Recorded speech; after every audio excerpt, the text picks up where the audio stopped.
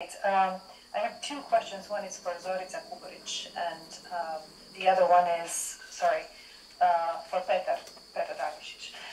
So Zorica, I was wondering if you can elaborate a little bit about the notion of authenticity in the context in the context you're studying, because the way you're describing it, it's sort of a return to traditional knowledges and understandings of faith. But authenticity, the ethics of authenticity, is also something that somebody like Charles Taylor very much, as a moral philosopher, sees as part of modernization and modernity. So if you could comment a little bit about that, how you think of that. And the second part of the question has to do with it, authenticity as a response to politicization of religion. Because you mentioned that in your abstract, and I was wondering if you could comment on that in the way we can think about authenticity of religious experience within the moment you're studying as something that's a response to politicization of religion. And for Petar Rakišić, I have a more descriptive question. I'm curious whether you could comment on the material you're studying, the sources you're examining, to what extent they make a distinction between return of the Serbian Orthodox Church into the public sphere and the attempts of the Serbian Orthodox Church to become more linked to the state. Because it seems to me those two things have to be considered as not necessarily separate, but I think the distinction between the two could be interesting analytically and normatively. Thank you. Thank you for the questions. Zorica, would you begin? Yes, thank you for questions. My understanding of that period and the process of conversion in own religion is need from first psychological needs. It was ordinary people who is very intelligent, and they like to know what they believe and what happened in the past, what will happen in the future, and they find own identity in the Christianity and in a Christian's life, and they practice own religion. They find that in the church nor preacher and don't believe and don't practice, and because of that they start with yourself, with own soul, and like to know, to read and to practice that. So they divide from the church leaders if they are not authentically, and they want to be real Christian, and everything they criticize, they start to help in own life and in own family, and they help people in the village. It is local religion. It is religion who connect eternity and real life. And there is period when atheism is in one side and spiritism is in other sides. And when they be together in homes and in the church, there is influence they must understand through the real reading Bible. So it is, I think, influence from Neo-Protestantism in the public. They come there and preach something, and they don't know is it truth what they teach, because they don't know own religion. And it is one religious revival, and it is revolution in the people, because they start to learn to read and to understand in the Holy Bible, and in the Bible and Holy Scripture and letters and everything they find. Especially the most important book for everyday reading was Ohridski prolog.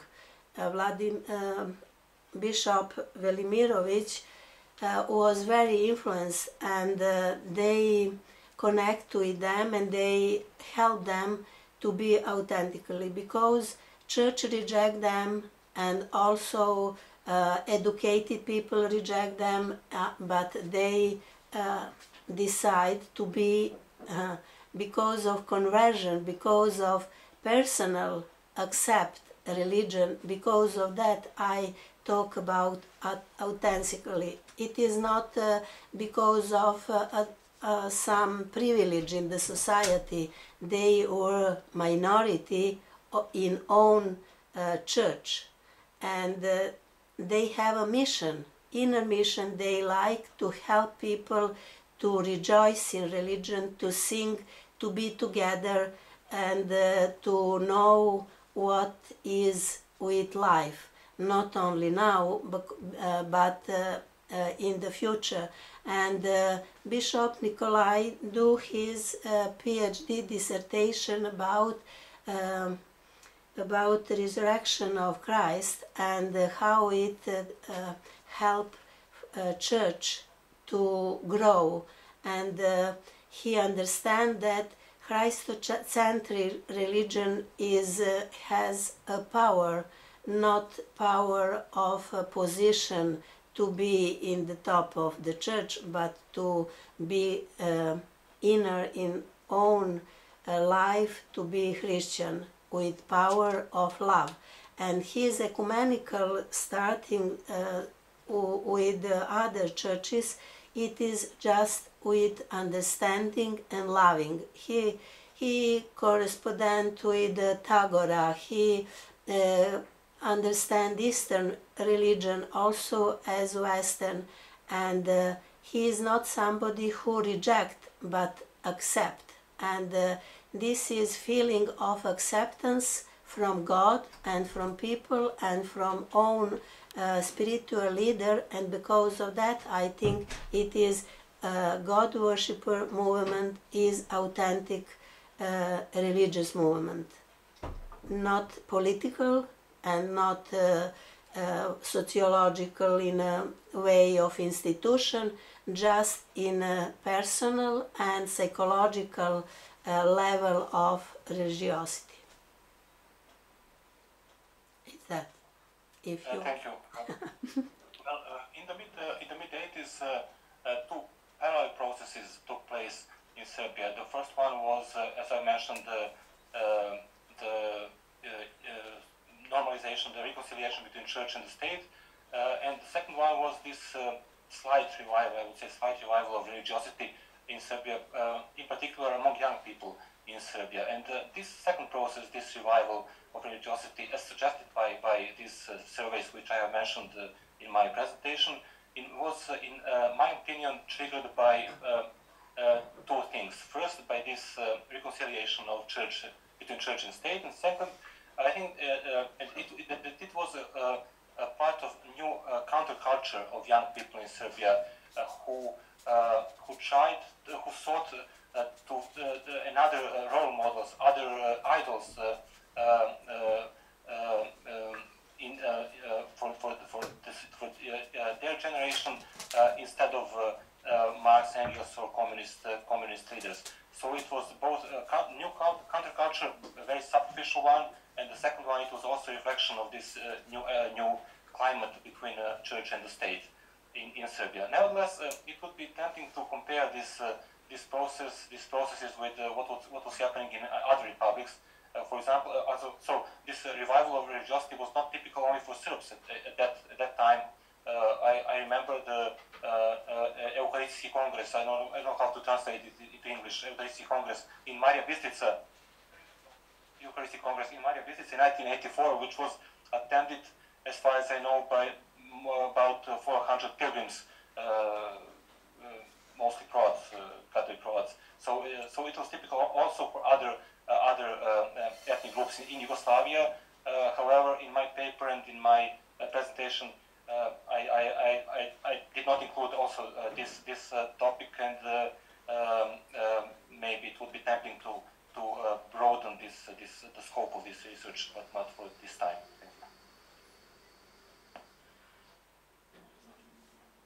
Mila sam Djokovic, Institute for Balkan Studies, Belgrade. I have a question for Sara. In 1941, who asked the demolition of the churches in Celje, Maribor? German military authorities, or Slovenia's politics, or...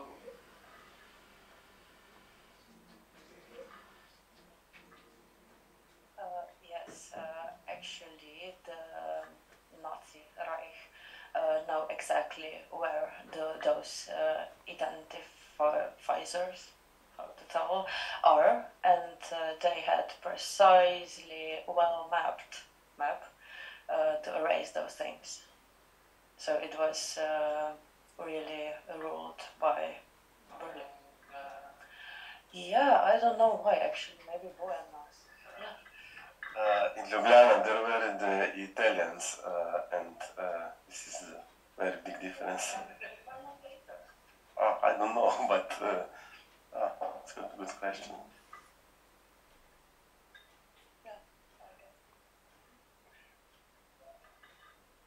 Who's next? Gašper. Thank you. Yes, so yeah, Gašper Mitkas. I actually have probably too many questions, so I will try to be short. First question for Bojan. Actually, we haven't touched until now the question of mass conversions, or at least threats of mass conversions also in Slovenia. Of course, these threats in the interwar period were not the first. Here nearby, in Ricvanje, in Trieste, there actually, in fact, the whole village did convert. A little bit similar reasons, because of the disagreement with the municipality, with the Catholic diocese. But yeah, they did go through it for at least 10 years, and okay, that's a different story. Unfortunately, we don't have a paper on that. So my question is, was that a sign of secularization, or at least that the influence of the Catholic Church was not that strong anymore? They even get this idea. Okay, also the new state, of course, and the new conditions. And also another question about this, do you think why the state authorities didn't ask the religious communities, the parishes, to report them about these conversions?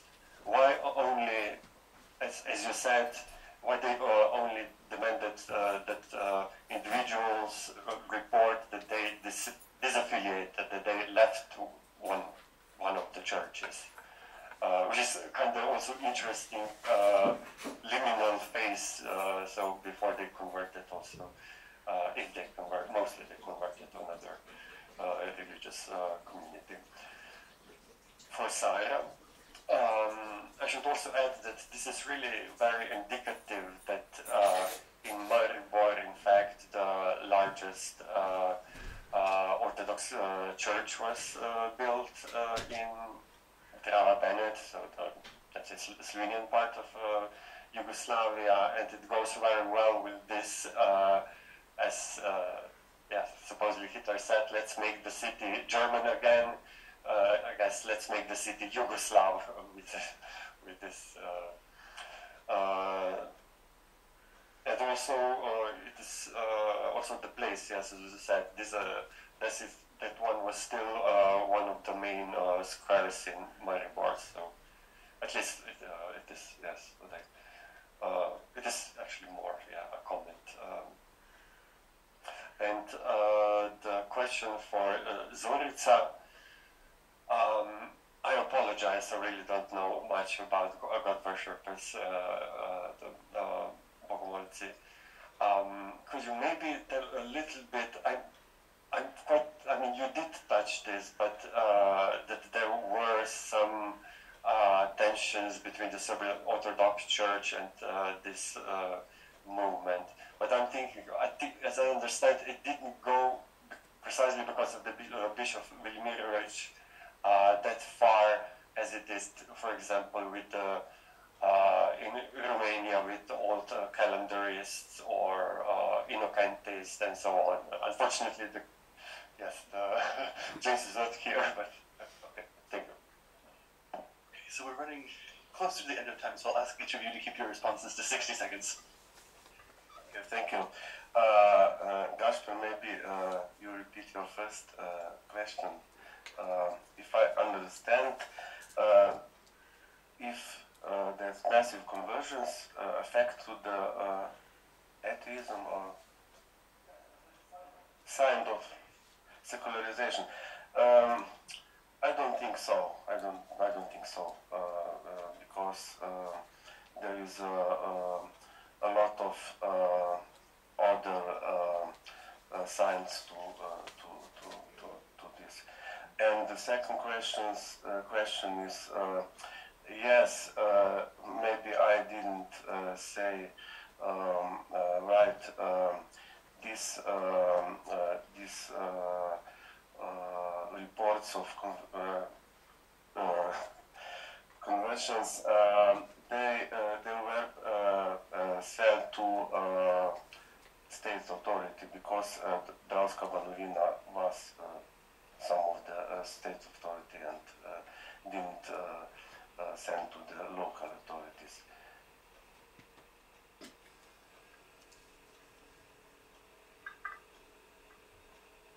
Zorica, would you like to respond to Gaspar's question? Yes, thank you, Gaspar. I also don't know much before Godworhsiper movement. We never learn about it in our education system. It's just know who study theology, and now I start to reconnect and to rebuild the knowledge of Godworhsiper, reading the original documents, how they live, what they write, and how they be together. So my knowledge now is through the original literature. Also I read Missionar, what Bishop Nikolaj write them, and other people also in the movement. And now we have 3,000 letters. What's Alexa Todorović, one younger monk who live with and help Bishop Nikolaj to correspond with the people. Many of Godworhsiper write letter to Bishop Nikolaj, and they write them again, answer on the questions about life, about what to do in special situation. And they have in a monastery school how to be in mission, and they go through the villages from one village to another and go to family and try to help them, not only in a knowledge of religion but in a practical situation. They have a community to help each other. It was real life. I am delighted when I'm reading how they help the people. In one situation, this Godworhsiper go in a family and they find that brothers don't speak with each other 20 years. And he tried to help them in the way which is in psychotherapy today is very modern. They try to be in a rule of one brother, one of them, and a rule of other brother, and they talk all the night. And the next morning, brothers are in a good way. So it is all about life and about dilemma, how to resolve problems. they find that the suffering is a part of life. They suffer very much. They were so poor people. They have no education. And Bishop Nikolaj also convert when he was in Ohrid, as he was so educated, he know everything, but his heart and his love and his conversion was in the field with ordinary people who need God and help. So he helped them in life when they were ill, or in a war also. He was in war with people. He was not a bishop who sit in the church, but bishop who was every day with the ordinary people who are not educated, and he helped them. And I find that that small groups, it's not small, in all the this movement. The movement was happened also in the Greek and Bosnia and Herzegovina, in the Romania, and also in Russia. It is a movement to be connected with God and each other. Because of that, they are together every day, every Sunday in a church, and after that to discuss and to help each other, not only in knowledge, but in an altruistic way of life. Because they understand togetherness is helpful. It's my answer now. Okay, so just a minute and a half to answer Gaspar. Thank you for the comment. Yes, those squares are still the biggest in Maribor actually, but the most important one is for sure Main Square, where Orthodox community also tried to de facto be. But this former Yugoslavia square is very interesting because it have gone through most changes. In Austria-Hungarian era, it was Tegetvoplatz, as I showed. Before that, it was actually the property of Maribor Castle, a part of it actually, the gardens or something like that. Then Yugoslavia Square with the church, and after that Lenin Square, and after that Yugoslavia Square again, and Lenin Square again, and in last 30 years it's dedicated to Rudolf Meister. So yeah, that's all. Thank you. Okay, so I think we have to end here. We started 8 minutes late and we're finishing 5 minutes early, so we gained 3 minutes back. So we have until